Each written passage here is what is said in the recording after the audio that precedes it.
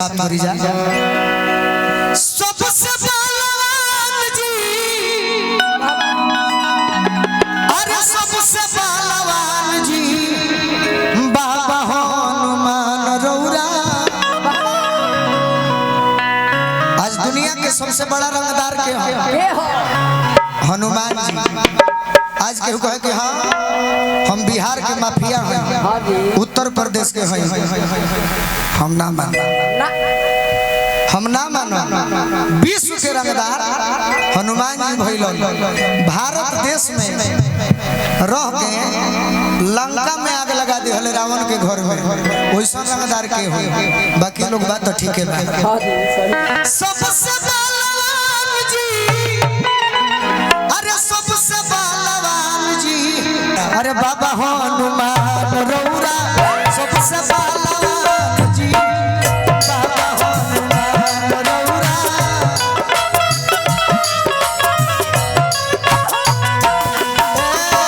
सबसे बलवान जी बाबा हनुमान रौरा।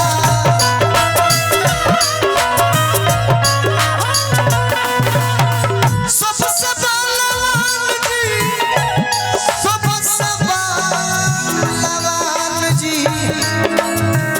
बाबा हनुमान रौरा। सबसे बलवान जी बाबा हनुमान।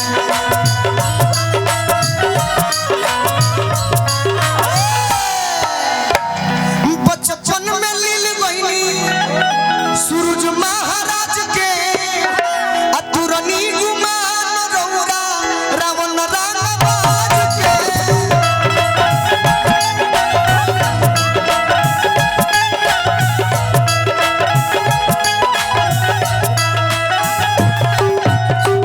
बचपन में लील बहिनी सूरज महाराज के तुरनी गुमान रौरा रावण रामबाज के।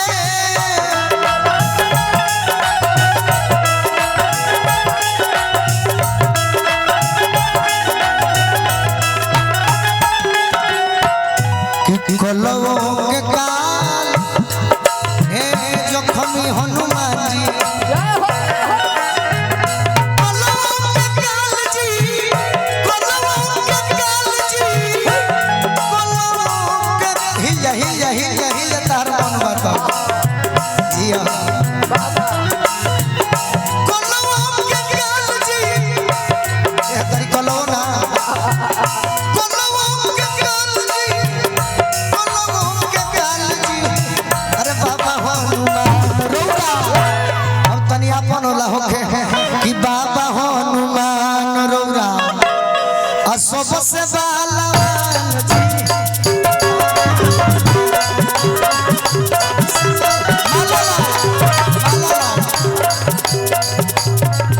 जिसका मुझे गला अच्छा लगता है मैं माला जरूर पहनाता हूँ। और उधर मेरे यार ले लो माला, आज माला दे तनी, कुछ दिन में माल कमैबा माला माल हो जीवो।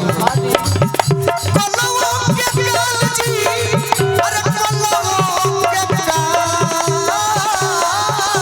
जी बाबा हनुमान रौरा। सबसे बलवान जी।